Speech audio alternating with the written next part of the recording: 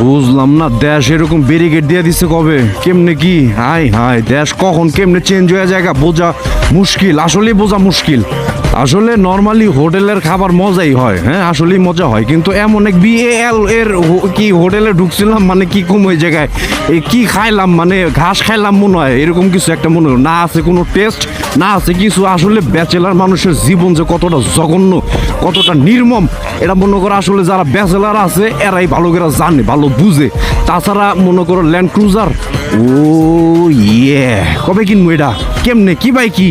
হ্যাঁ, কেউ গিফট করবে এটা?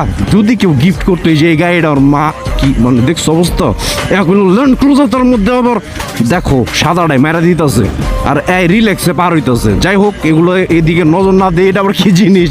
হ্যাঁ, রোবট, বাংলাদেশের রোবট আয়া পড়ছে।